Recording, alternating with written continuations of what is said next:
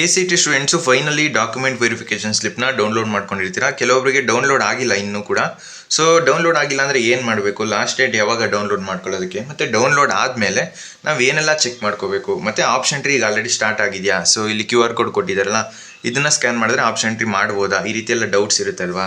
ಇದ್ರ ಬಗ್ಗೆ ಎಲ್ಲ ಕಂಪ್ಲೀಟಾಗಿ ತಿಳಿಸ್ಕೊಡ್ತೀನಿ. ಅದರಿಂದ ಯಾರೆಲ್ಲ ನಮ್ಮ ಚಾನಲ್ಗೆ ಇನ್ನೂ ಸಬ್ಸ್ಕ್ರೈಬ್ ಆಗಿಲ್ಲ ಅಂದರೆ ಸಬ್ಸ್ಕ್ರೈಬ್ ಆಗಿ, ಯಾಕಂದರೆ ನೆಕ್ಸ್ಟ್ ನಿಮ್ಮ ಕೌನ್ಸಿಲಿಂಗ್ ಮುಗಿಯೋ ತನಕ ಇದೇ ರೀತಿ ಕಂಪ್ಲೀಟಾಗಿ ಗೈಡ್ ಮಾಡ್ತಿರ್ತೀನಿ. ಸೊ ಜಸ್ಟ್ ನಮ್ಮ ಚಾನಲ್ನ ಫಾಲೋ ಮಾಡಿದ್ರೆ ಸಾಕು. ಮತ್ತು ನಿಮಗೆ ಡಾಕ್ಯುಮೆಂಟ್ ವೆರಿಫಿಕೇಷನ್ ಸ್ಲಿಪ್ಪು ಡೌನ್ಲೋಡ್ ಆಗಿದೆಯಾ ಇಲ್ವಾ ಕಮೆಂಟ್ ಬಾಕ್ಸಲ್ಲಿ ತಿಳಿಸಿ. ನೋಡೋಣ ಎಷ್ಟು ಸ್ಟೂಡೆಂಟ್ಸ್ಗೆ ಡೌನ್ಲೋಡ್ ಆಗಿದೆ, ಎಷ್ಟು ಜನ ಪ್ರಾಬ್ಲಮ್ನ ಫೇಸ್ ಮಾಡ್ತಾ ಇದ್ದಾರೆ ಅಂತ. ಸೊ ಬನ್ನಿ ಫ್ರೆಂಡ್ಸ್, ವಿಡಿಯೋನ ಶುರು ಮಾಡೋಣ. ಮೊದಲನೇದಾಗಿ ಈಗ ಆಲ್ರೆಡಿ ನೀವು ಡಾಕ್ಯುಮೆಂಟ್ ವೆರಿಫಿಕೇಷನ್ ಸ್ಲಿಪ್ನ ಡೌನ್ಲೋಡ್ ಮಾಡ್ಕೊಂಡಿದ್ದೀರಾ ಅಂದರೆ ತುಂಬ ಒಳ್ಳೆಯದು. ಅಕಸ್ಮಾತ್ ನಿಮ್ಗೆ ಇನ್ನೂ ಕೂಡ ಡೌನ್ಲೋಡ್ ಆಗಿಲ್ಲ ಅಂದರೆ ನೀವು ಯಾವುದೇ ರೀತಿ ಬರೆಯೋಕೆ ಅವಶ್ಯಕತೆ ಇಲ್ಲ, ನಿಮ್ಗೆ ಇನ್ನೂ ಕೂಡ ಟೈಮ್ನ ಕೊಡ್ತಾರೆ. ಇದು KA ಕಡೆಯಿಂದ ಆಗ್ತಿರೋ ಎರರು.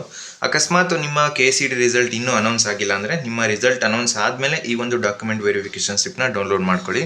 ನಿಮ್ಮದು ರಿಸಲ್ಟ್ ಆಲ್ರೆಡಿ ಅನೌನ್ಸ್ ಆಗಿದೆ, ನನ್ನ ಎಲ್ಲ ಡೀಟೇಲ್ಸ್ನು ಕರೆಕ್ಟಾಗಿ ನಾನು ಎಂಟ್ರಿ ಮಾಡಿದ್ದೀನಿ, ಆದರೂ ಕೂಡ ನನಗೆ ಡಾಕ್ಯುಮೆಂಟ್ ವೆರಿಫಿಕೇಷನ್ ಸ್ಲಿಪ್ಪು ಡೌನ್ಲೋಡ್ ಆಗ್ತಿಲ್ಲ ಅಂದರೆ ತಲೆ ಕೆಡಿಸ್ಕೋಬೇಡಿ. ನಿಮಗೆ ಇವತ್ತು ಈವ್ನಿಂಗ್ ಅಷ್ಟರಲ್ಲಿ ನೀವು ಮತ್ತೆ ಟ್ರೈ ಮಾಡಿದ್ರೆ ಖಂಡಿತ ಡೌನ್ಲೋಡ್ ಆಗುತ್ತೆ.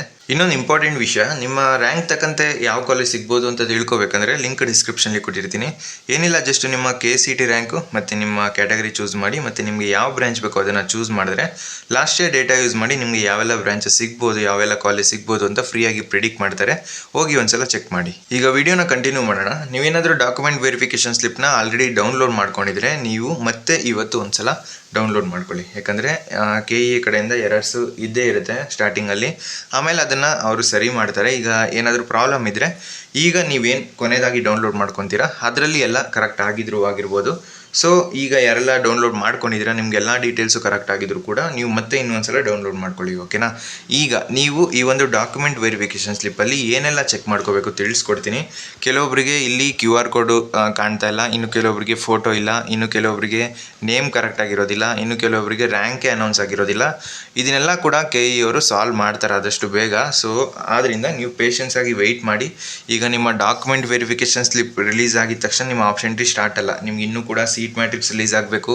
ಅದಾದಮೇಲೆ ಒಂದು ಸಪ್ರೇಟು ಶೆಡ್ಯೂಲ್ನ ಅನೌನ್ಸ್ ಮಾಡ್ತಾರೆ. ಒಂದು ಶೆಡ್ಯೂಲಲ್ಲಿ ನಿಮಗೆ ಎಲ್ಲ ಡೀಟೇಲ್ಸ್ ಇರುತ್ತೆ. ಫಸ್ಟ್ ರೌಂಡ್ ಯಾವಾಗ, ಸೆಕೆಂಡ್ ರೌಂಡ್ ಯಾವಾಗ, ಮತ್ತು ಪ್ರೀ ರೌಂಡ್ ಯಾವಾಗ, ಈ ರೀತಿ ಕಂಪ್ಲೀಟ್ ಡೀಟೇಲ್ಸ್ ಅದರಲ್ಲಿ ಮೆನ್ಷನ್ ಮಾಡಿರ್ತಾರೆ. ಸೊ ಅದರಿಂದ ಡಿಲೇ ಆಗುತ್ತೆ. ಇನ್ನೂ ಕೂಡ ನೀವೇನು ಬರೆಯೋಕೆ ಅವಶ್ಯಕತೆ ಇಲ್ಲ, ಜಸ್ಟ್ ನಿಮ್ಮ ಕಾಲೇಜ್ ಲಿಸ್ಟ್ನೆಲ್ಲ ಪ್ರಿಪೇರ್ ಮಾಡ್ಕೊಳ್ಳಿ ಅಷ್ಟೇ. ಈಗ ನಿಮ್ಮ QR ಕೋಡ್ ಒಂದ್ಸಲ ಚೆಕ್ ಮಾಡ್ಕೊಳ್ಳಿ, QR ಕೋಡ್ ಇದೆನಾ ಇಲ್ವಾ ಅಂತ. ಮೇಯ್ನು ಈ ಒಂದು secret key, so option tree number ಅಂತ ಇದೆಯಲ್ಲ CT ನಂಬರು, ಇದು ತುಂಬ ಇಂಪಾರ್ಟೆಂಟು. ಅದಾದಮೇಲೆ ನಿಮ್ಮ ಈ ಒಂದು ರಿಜಿಸ್ಟರ್ ನಂಬರು ಮತ್ತು ನಿಮ್ಮ CET ನಂಬರು ಮತ್ತು ನಿಮ್ಮ name, father name, mother name, ಮತ್ತು ನಿಮ್ಮದು ಎಲಿಜಿಬಿಲಿಟಿ ಕ್ಲಾಸು. ಅದಾದಮೇಲೆ ಇದು ತುಂಬ ಇಂಪಾರ್ಟೆಂಟು. ಸೊ ಇದಕ್ಕೆ ನೀವು KE ಆಫೀಸ್ಗೆಲ್ಲ ವಿಸಿಟ್ ಮಾಡಿರ್ತೀರ ಮತ್ತು ತುಂಬ ಯೋಚನೆ ಮಾಡ್ಕೊಂಡಿರ್ತೀರ ಇದೇ ಒಂದು ವಿಷಯಕ್ಕೆ. ಏನು ಅಂದರೆ ನಿಮ್ಮ ರಿಸರ್ವೇಷನ್ಸ್. ಸೊ ಕನ್ನಡ ಮೀಡಿಯಮ್ ಇರ್ಬೋದು, ರೂರಲ್ ಇರ್ಬೋದು, Hyderabad Karnataka, linguistic minority, religious minority, NRI ward, special category, ಈ ರೀತಿ ನಿಮ್ಮದು ಯಾವುದನ್ನು ನೀವು ವೆರಿಫಿಕೇಷನ್ ಮಾಡಿಸಿದ್ದೀರಾ ಆದರೂ ಕೂಡ ಇಲ್ಲಿ ನೋ ಅಂತ ಬಂದಿದೆ ಅಂದರೆ ನೆಕ್ಸ್ಟು KE ಕಡೆಯಿಂದ ಏನು ನೋಟಿಫಿಕೇಷನ್ ಬಿಡ್ತಾರೆ ನೋಡೋಣ. ಸೊ ಏನಾದರೂ ಅವರು ಅಪ್ಡೇಟ್ ಮಾಡ್ತಾರೆ. ಬಟ್ ಇದನ್ನೆಲ್ಲ ನೀವು ಕರೆಕ್ಟಾಗಿ ಚೆಕ್ ಮಾಡ್ಕೊಳ್ಳಿ, ಕರೆಕ್ಟಾಗಿದೆಯಾ ಇಲ್ವಾ ಅಂತ. ಅದಾದಮೇಲೆ ನಿಮ್ಮ ಈ ಒಂದು PUC ಮಾರ್ಕ್ಸ್ ಮೆನ್ಷನ್ ಆಗಿರುತ್ತೆ ಸಬ್ಜೆಕ್ಟ್ ವೈಸು. ಜೊತೆಗೆ ಈ ಒಂದು ತುಂಬ ಇಂಪಾರ್ಟೆಂಟ್ ಈ ಒಂದು ಸೆಕ್ಷನ್ ರ್ಯಾಂಕ್ಸ್. ಸೊ ಇದರಲ್ಲಿ ನಿಮ್ಮದು ಯಾವ ಒಂದು ಕೋರ್ಸ್ಗೆ ಎಷ್ಟು ರ್ಯಾಂಕ್ ಬಂದಿದೆ ಅಂದರೆ engineering, BSc nursing, pharm D, agriculture, BPO, veterinary science, ಮತ್ತು BSc ಅಲೈಡ್ ಹೆಲ್ತ್ ಸೈನ್ಸು, ಮತ್ತು ನ್ಯಾಚುರೋಪತಿ ಆ್ಯಂಡ್ ಯೋಗ, ಪ್ರತಿಯೊಂದನ್ನು ಕೂಡ ನೀವು ಚೆಕ್ ಮಾಡ್ಕೋಬೇಕು. ರಿಸಲ್ಟ್ ಶೀಟಲ್ಲಿ ಏನು ಮೆನ್ಷನ್ ಆಗಿರುತ್ತೆ ಸೊ ಅದೇ ಕೂಡ ಇಲ್ಲೂ ಮೆನ್ಷನ್ ಆಗಿರುತ್ತೆ. ಅಕಸ್ಮಾತ್ ಏನಾದರೂ ಚೇಂಜಸ್ ಇದ್ದರೆ ನೀವು KEಗೆ ಗಮನಕ್ಕೆ ತಂದರೆ ಅವರು ಸರಿ ಮಾಡಿಕೊಡ್ತಾರೆ, ಓಕೆನಾ. ಅಥವಾ ಈಗ ನೀವು ಮತ್ತೆ ರಿಫ್ರೆಶ್ ಮಾಡಿ ಸಂಜೆ ಮತ್ತೆ ಡೌನ್ಲೋಡ್ ಮಾಡಿಕೊಂಡ್ರೆ ಆ ಒಂದು ಡಾಕ್ಯುಮೆಂಟ್ ವೆರಿಫಿಕೇಷನ್ ಸ್ಲಿಪ್ಪಲ್ಲಿ ಅಪ್ಡೇಟ್ ಆಗಿರುತ್ತೆ. ಯಾವುದೇ ರೀತಿ ಬರೆಯೋಕೆ ಅವಶ್ಯಕತೆ ಇಲ್ಲ, ಯಾರಿಗೂ ಏನೂ ಪ್ರಾಬ್ಲಮ್ ಆಗೋಲ್ಲ. ಅಕಸ್ಮಾತ್ ಏನಾದರೂ ಪ್ರಾಬ್ಲಮ್ ಆಯಿತು ಅಂದರೂ ಕೂಡ KE ಆಫೀಸ್ ಇರುತ್ತೆ, ವಿಸಿಟ್ ಮಾಡ್ಬೋದು.